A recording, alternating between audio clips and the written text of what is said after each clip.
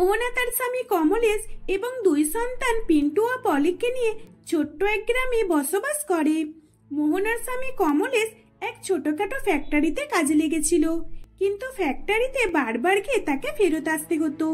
অনেক শ্রমিকের কারণে তেমন একটা কাজ হতো না, আর যেদিন তাকে ফেরত আসতে হতো সেদিন কোনো টাকা পেত না। এই কারণে তাদেরকে হয়তো কিছু কিছু দিন শুকিয়ে কাটাতে হতো। এমনই একদিন, বাবা তুমি এত রোদ্দুরের মধ্যে দিয়ে যাবে, তোমার তো অনেক গরম হবে, তুমি বরং একটা ছাতা নিয়ে যাও, ছাতাতে গেলে তাহলে তোমার আর গরম লাগবে না, গরম লাগবে একটু একটু, বেশি লাগবে না। উফ বাবারে বাবা, কি গরমটাই না হচ্ছে। বাবারে বাবা, আমি একটুখানি ঘুমিয়েছিলাম, অমনি পুরোপুরি গরমে ঘেমে গেলাম। বাবা তুমি আমাদের জন্য একটা পাখা কিনে আনো না, দেখো না পাখা না থাকার কারণে আমাদের কি নাই অবস্থা হচ্ছে। হ্যাঁ পিন্টু, তুই একদম ঠিক বলেছিস। বাবা পিন্টু তো ঠিকই কথা বলেছে, ও তো কোনো ভুল কথা বলেনি। এই গরমের কারণে আমাদেরকেও অনেক কষ্ট হয়, মা উনুনে রান্না করে, মায়েরও অনেক কষ্ট হয়, আর আমরা তো শুতেই পারি না গরমের কারণে, বাড়ির মধ্যে থাকাই যায় না। দেখ মা, এখন তোর বাবা পাকা কিনতে কোথায় যাবে? আর তাছাড়া এখন তো আমাদের কেউ পাকা ধার দেবে না, এখন গরমকাল, পাকার দাম অনেক, আর আমরা যদি নতুন পাকা কিনতে যাই তাহলে আমাদের কাছ থেকে অনেক দাম নিয়ে নেবে। তোর বাবা যখন একটু বেশি টাকা জমিয়ে ফেলবে তখন তোদের জন্য একটা নতুন পাকা কিনে নিয়ে আসবে। মা বাবা কবে আমাদের জন্য পাকা নিয়ে আসবে? এই তো গরমকাল পড়ে গেল, এই তো গরমকাল পড়ে গেল, এত গরমের মধ্যে আমরা বাড়িতে যে কিভাবে থাকি সেটা তো আমরাই জানি। পাড়ার এদিকে ওদিকে যদি আমরা একটু কারোর বাড়িতে যাই তাহলে তারা অনেক রাগারাগি করে। আমরা তো কিছু চুরি করবার জন্য যাই না, আমরা সামান্য একটু পাকার হাওয়া খাওয়ার জন্য যাই, আর তাও লোকে এমন করে যেন মনে হয় আমরা তাদের অনেক কিছু চুরি করে নিয়েছি। দেখ মা, তারা তো আর জানে না যে তোদের বাড়িতে পাখা নেই, তোরা পাকার হাওয়া খেতে এসেছিস। তারা যদি জানতো তাহলে কি আর ওই রকম করে বলতো? বল। আচ্ছা যাই হোক, এখন ছাড়ো সব কথা, তোর বাবা তো কাজে যাচ্ছে, তোর বাবাকে খাবার তো দিয়ে দিয়েছি, এবার তোরাও খেয়ে নে। আচ্ছা ঠিক আছে, আমি তাহলে যাচ্ছি, আবার নাহলে ওইদিকে দেরি হয়ে যাবে। পলি, পিন্টু, আমি চললাম, তোরা ভালো করে থাকিস, আর বাড়ির বাইরে একদমই যাবি না, বাড়ির বাইরে তো প্রচন্ড রোদ্দুর, এত রোদ্দুরে যদি খেলাধুলা করিস, ছুটোছুটি করিস, তাহলে তোদের শরীর খারাপ হয়ে যাবে, মাথা ঘুরে পড়ে যাবি, বুঝতে পেরেছিস? বাবা আমরা যদি বাইরে না যাই তাহলে বাড়ির ভিতরে আমাদেরকে মরতে হবে, কারণ বাড়ির ভিতরে আরো বেশি গরম। বাবা বাড়ির ভিতরে আমাদের তো পাখা নেই, আমাদের অনেক গরম হয়, আর বাইরে থাকলে একটু ঠান্ডা হাওয়া পাই। এইভাবেই তারা সকলে মিলে কথাবার্তা বলছিল। তারপর কমলেশ কাজে চলে যায়। কমলেশ কাজে চলে যাবার পর তারা দুই ভাই বোনে খাবার খেয়ে আবারও বাইরে বন্ধুদের সঙ্গে খেলতে চলে যায়। তারা সকল বন্ধুরা বাইরে খেলাধুলা করতে করতে হাঁপিয়ে উঠলে নিজেদের বাড়িতে গিয়ে ফ্রিজ থেকে ঠান্ডা জল বার করে খায়, আর পাখার তলাতে বসে পড়ে বা এসি চালিয়ে বসে পড়ে। এটা দেখে পলি তার ভাই পিন্টুকে বলে, পিন্টু দেখ এরা কত আরামে থাকে, মাঠে গরম হচ্ছিল বলে ওরা এসির হাওয়াতে এসে বসে পড়লো, আর আমাদের গরম হলে আমরা বাইরে গাছের ছাউনিতে গিয়ে বসে পড়ি। এদের মধ্যে যদি আমাদের কাছেও আমাদের বাড়িতে যদি একটা এসি থাকতো আর একটা যদি ফ্রিজ থাকতো তাহলে আমরাও রোজে জল বার করে খেতাম আর গরম হলে এসি চালিয়ে দিতাম। বাবার কাছে তো এখন পাকা কেনার পয়সাই নেই, আর তুই এসির কেনার কথা বলছিস? এটা যদি মা বাবা শোনে তাহলে তোকে অনেকে রাগ করবে। আমাদের বাড়িতে এসি তো মানবেই না, কারণ এসি তো ধনী লোকেদের জন্য, আমাদের জন্য নয়, বুঝতে পেরেছিস? এইভাবেই তারা দুই ভাই কথাবার্তা বলতে বলতে সেখান থেকে চলে আসে। এইভাবেই দেখতে দেখতে বেশ কিছুদিন অতিবাহিত হয়ে যায়। এমনই একদিন পলি তার বাবাকে বলে, বাবা তুমি তো বলেছিলে পাখা কিনে নিয়ে আসবে, কিন্তু বাবা তুমি কবে আমাদের জন্য পাখা কিনে নিয়ে আসবে? এত গরম আমরা তো সহ্যই করতে পারছি না। বাবা তুমি জানো আমার বন্ধু বান্ধবীরা ওদের যখন গরম হয় তখন ওরা ওদের বাড়িতে এসি চালিয়ে বসে থাকে। কি তাহলে কি তুই ওদের মতো দেখে তোর বাবাকে এবার এসি কিনে আনবার কথা বলবি নাকি? দেখ, তোর বাবার কাছে পাখা কেনার মতো টাকা নেই, আবার এসি তো দূরের কথা, তোর বাবা এখন নতুন পাখা কিনতে পারবে না। দেখা যাক তোর বাবার কাছে কবে টাকা জমে, সেই হিসাবে তোর বাবা নতুন পাখা কিনে আনবে। তোদেরকে বারবার বলার কোনো প্রয়োজন নেই। কিন্তু মা, এইরকম আর কয়দিন গরম সহ্য করে থাকতে হবে বলো তো? আমরা তো আর এই গরম সহ্যই করতে পারছি না। আমরা রাত্রেবেলা ঠিকভাবে ঘুমাতেও পারি না, এদিক ওদিক করতে হয়। এবার তুমিই বলো আমরা কি করব? পলির এই কথা শুনে তার বাবা অনেক চিন্তার মধ্যে পড়ে যায়, কারণ তার মেয়ে ছেলে এবং তারা দুইজনই কেউ ঘুমাতে পারতো না। আর এটা পলি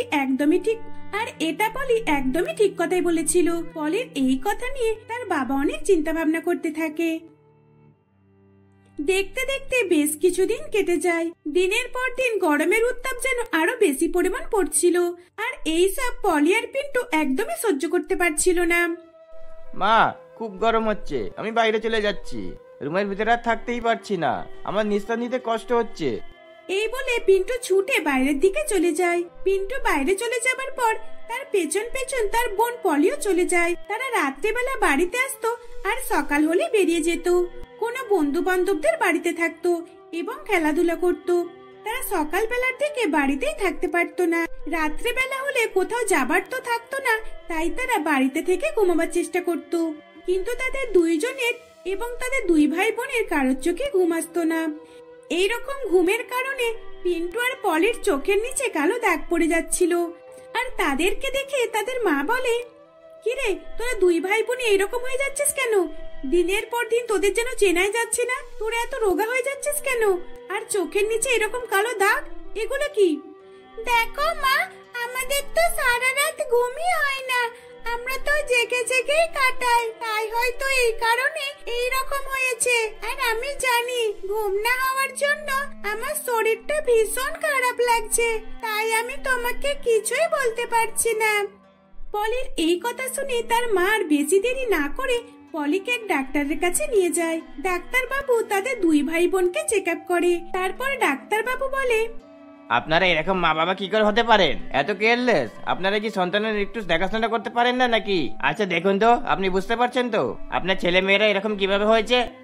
ডাক্তার বাবু, আমি তো কিছুই বুঝতে পারছি না, দয়া করে আমাকে খুলে বলুন না আমার দুই সন্তানের কি হয়েছে। আচ্ছা ডাক্তার বাবু, এর পিছনে কি কোনো বড়সড় রোগের কারণ হতে পারে না তো? না না, কোনো বড়সড় রোগ নয়। যদি আরো এরকম দিনের পর দিন না ঘুমিয়ে কাটিয়ে দেয় তোমাদের সন্তান, তাহলে হয়তো একটা বড়সড় রোগ চলে আসতে পারে, আর তখন আমি আর চাইলে কিছু করতে পারবো না। তাই এখন সময় রয়েছে, একটু হলেও আপনি আপনার বাচ্চাদের দিকে ধ্যান দিন। এই বলে ডাক্তার বাবু তাদের দুই ভাই বোনকে ওষুধপালা দেয় এবং কিছু ওষুধ লিখেও দেয়। তারপর তাদের দুই ভাই বোনকে নিয়ে তার মা বাড়িতে ফিরে আসে। তার মা তো পুরোপুরি চিন্তায় ভেঙে পড়ে।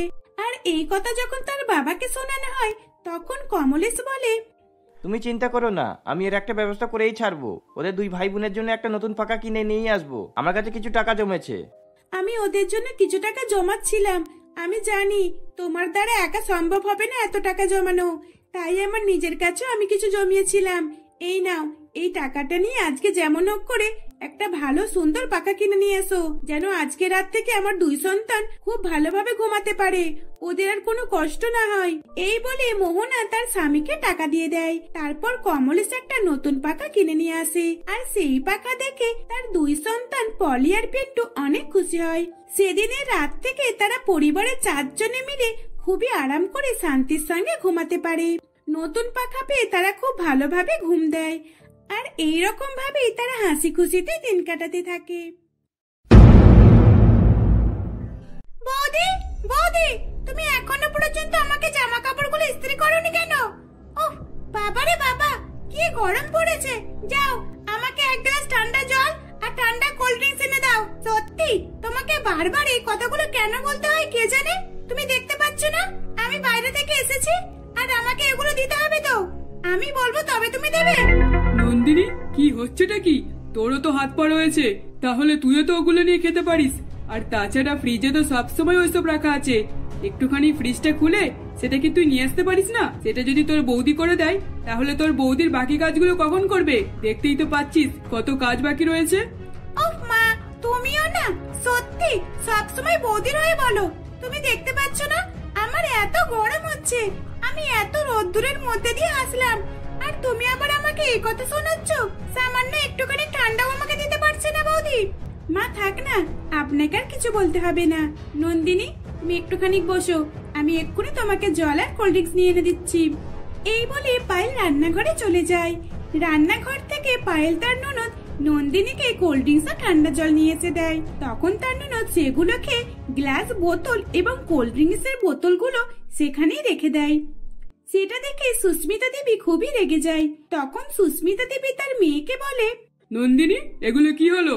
দেখ, তুই তো বাইরে থেকে এসেছিস, বেশ কিছুক্ষণ হয়ে গেল, আর এগুলো তোর বৌদি তোকে নিয়ে এসে দিল যাতে তোর মাথাটা একটু ঠান্ডা হয়। এগুলো খেয়েও কি তোর মাথাটা ঠান্ডা হলো না? মা তুমি আমাকে এরকম ভাবে কেন বলছো? আমি কি এমন করে ফেললাম যে মাথা ঠান্ডা করবার কথা বলছো? কি আবার করলি? তুই দেখ তুই কি করলি। যেখানে খাচ্ছিস সেখানেই রেখে দিচ্ছিস, তোর বৌদিকে দিয়ে সবকিছু কাজ করাচ্ছিস। দেখ নন্দিনী, এইসব কিন্তু আমার একদমই পছন্দ নয়। নিজের কাজটা নিজে করতে শেখ। আজ বাদ কাল তোকেও তো পরের বাড়িতে যেতে হবে, তখন তো সব কাজ তোকেই করতে হবে, তাই না? এইরকম ভাবে বৌদির ওপরে রাগ দেখালে একদমই চলবে না। মা ওইসব কথা বলে আমাকে কোনো লাভ নেই। আমি যতদিন এখানে রয়েছি ততদিন আমি এরকমই চলবো। এবার তুমি আমাকে যা ইচ্ছে তাই বলো, তাতে আমার কোনো যায় আসে না। এই বলে নন্দিনী সেখান থেকে চলে যায়। নন্দিনী ঠিক এইরকমই ছিল। আসলে সুস্মিতা দেবী তার বৌমা পায়েল এবং মেয়ে নন্দিনী ও ছেলে প্রীতমকে নিয়ে শহরে বসবাস করে। নন্দিনী ছিল খুবই রাগী প্রকৃতির মেয়ে। নন্দিনী তার বৌদির উপর সবসময় রাগ দেখাতো।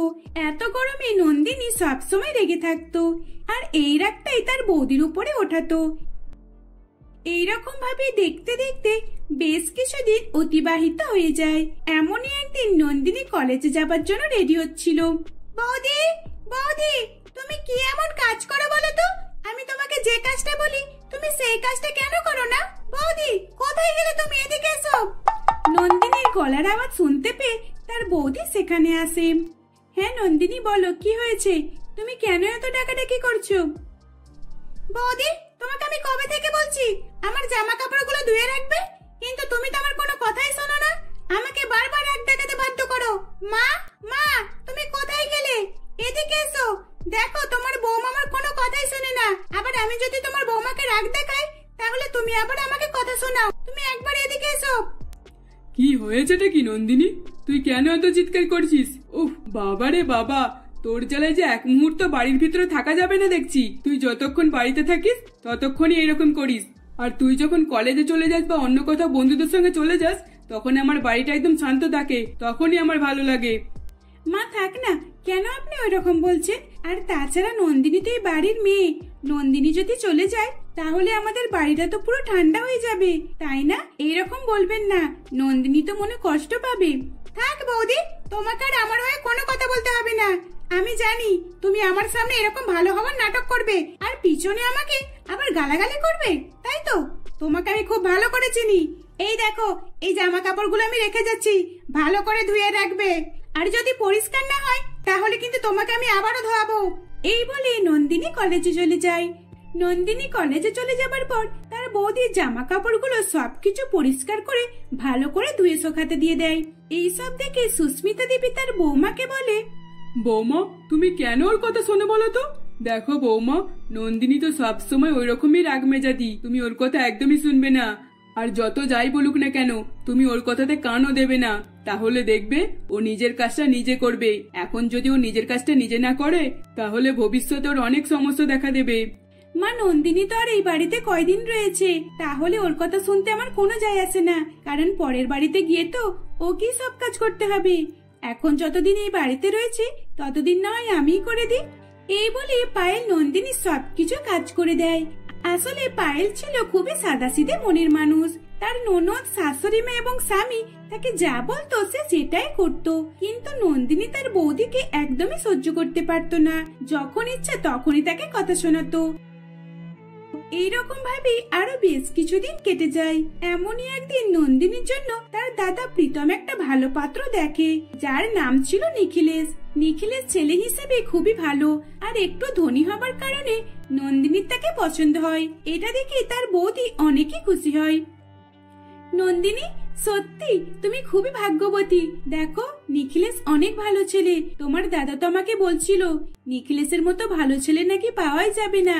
আর নিখিলেশ সারা জীবন তোমাকে অনেক খুশিতে রাখবে। তুমি যখন যা চাইবে তখন তোমাকে তাই দেবে। এবার তুমি খুশি তো নন্দিনী? আচ্ছা বৌদি, আমাকে খুশিতে দেখলে কি তোমার শান্তি হয় না নাকি? দেখো আমি খুশি কিনা খুশি না সেটা আমি তোমাকে বলতে যাব কেন? আমি জানি আমি যদি তোমাকে বলি তাহলে নিশ্চয়ই তুমি আমার খুশিতে জল ঢেলে দেবে। তাই আমি তোমাকে কখনোই বলবো না। চলে যাও আমার সামনে থেকে। দাদা যেখানে আমার বিয়ে ঠিক করেছে আমি সেখানেই করব, ঠিক আছে? এই বলেই নন্দিনী তার বৌদিকে রাগ দেখিয়ে সেখান থেকে চলে যেতে বলে। তখন পায়েলের খুবই খারাপ লাগে, কারণ পায়েল নন্দিনীকে এত ভালোবাসতো, তার সত্ত্বেও নন্দিনী তার সঙ্গে খারাপ ব্যবহার করত। দেখতে দেখতে নন্দিনীর বিয়ে নিখিলেশের সঙ্গে হয়ে যায়। বিয়ে করে সেদিন নিখিলেশ নন্দিনীকে বাড়িতে নিয়ে যায়। সেদিন নিখিলেশের মা নন্দিনীকে বরণ করার সাথে সাথে বলে, দেখো বৌমা, আমাদের বাড়িতে কিন্তু অনেক কাজ, আরো অনেকজন সদস্য। তোমাকে সকলকে নিয়ে হাসি খুশিতে থাকতে হবে আর সকলের কাজ করতে হবে, কারণ তুমি এখন নতুন বৌমা। তোমাকে সব কাজ বুঝে নিতে হবে। তুমি পারবে তো সকলের কাজ করতে, সকলের কথা মতো চলতে? হে ঈশ্বর, আমি কোথায় পড়লাম? আমি তো ভেবেছিলাম ধনী বাড়িতে এসেছি যখন, তাহলে আমাকে কোনো কাজই করতে হবে না, একদম রাজরানীর মতো থাকবো। কিন্তু এই যে দেখছি অনেক বড় গর্তের মধ্যে পড়ে গেলাম, এখন সকলের কাজ করতে হবে। কি হলো বৌমা, মনে মনে কি এত ভাবছো বলো? আমি কি জিজ্ঞাসা করলাম তোমাকে? আমি নিশ্চয়ই পারবো, কেন পারবো না? এই বলে নন্দিনী মিথ্যা কথা বলে তাদের সামনে থেকে বেঁচে যায়। কিন্তু আর কতদিন বা এরকম ভাবে বাঁচবে? একদিন না একদিন ধরা তো তাকে পড়তেই হবে। পরের দিন সকালবেলা নতুন বোমা ফ্রেশ হয়ে রান্নাঘরে আসে। নন্দিনী রান্না বান্নার কিছুই জানতো না, আর সংসারের কোনো কাজই সে করতো না, কারণ সংসারের সবই তার বৌদি করে নিত। সকালবেলা উঠে নন্দিনী যেমন নক করে বাড়িটা ঝাড় দেয়। অনেক জায়গায় ধুলো ময়লা হয়েছিল, আর এটা দেখে তার শাশুড়ি মা তাকে রাগের সঙ্গে বলে, বৌমা কি হয়েছে এটা? তুমি কি দেখতে পাচ্ছ না এখানে কতটা নোংরা রয়েছে? তুমি কিরকম ভাবে ঝাঁটপাট দিয়েছো, কিরকম ভাবে পরিষ্কার করেছো? এখানে এত ধুলো ময়লা কেন রয়েছে? ও আসলে আমি বুঝতে পারিনি মা, আমাকে ক্ষমা করবেন, আমি এক্ষুনি আবার ঝাড় দিয়ে দিচ্ছি। এই বলে নন্দিনী আবারও সেখানটা পরিষ্কার করে দেয়। এইরকম ভাবে বেশ কয়েকবার নন্দিনী চারিদিকে ঘুরে ফিরে দেখতে থাকে আর কোথাও কিছু ময়লা রয়েছে কিনা। তারপর সে রান্নাঘরে এসে রান্না করবে বলে ঠিক করে, কিন্তু সে তো কিছুই রান্না জানতো না। সে কি এমন রান্না করবে এটাই সে ভাবনা চিন্তা করছিল। তখন সে তার বৌদির কথা মনে করছিল, যে সে তার বৌদিকে প্রথম দিন কত কিছুই না অর্ডার দিয়েছিল। এটা ভেবেই তার খুব খারাপ লাগছিল। এইভাবেই বেশ কিছুদিন কেটে যায়। নন্দিনী কোনো কিছুই রান্না না পাওয়ার কারণে এবং বাড়ির কোনো কিছু কাজ না পারার কারণে তাকে অনেক কথা শুনতে হতো। এইভাবেই নন্দিনী তার নিজের ভুল বুঝতে পারে। তখন সে তার বৌদিকে ফোন করে কাঁদতে কাঁদতে ক্ষমা চেয়ে নেয়। বৌদি, আমি তোমার সঙ্গে অনেক অন্যায় করেছি, আমাকে ক্ষমা করো তুমি। সব সময় তোমার উপরে আমি অনেক অত্যাচার করেছি। এত গরমের দিনেও তোমাকে এক কাজ বারবার করিয়েছি। তোমারও তো গরমে কষ্ট হতো, কিন্তু সেই কষ্ট না বুঝে আমি তোমার উপরে অনেক অত্যাচার করেছি। আমাকে ক্ষমা করে দিও বৌদি। এইভাবেই নন্দিনী তার বৌদির কাছে কাঁদতে কাঁদতে ক্ষমা চেয়ে নেয়। তারপর তার বৌদি তাকে ক্ষমা করে দেয়। সেদিনের পর থেকে নিজের বাড়ির সমস্ত কিছু কাজ আস্তে আস্তে শিখে নিতে থাকে, আর তাকে আর শ্বশুর বাড়িতে কোনো কথাই শুনতে হতো না। এইরকম ভাবেই নন্দিনী তার শ্বশুর বাড়ির সকলকে নিয়ে হাসি খুশিতে বসবাস করতে লাগলো।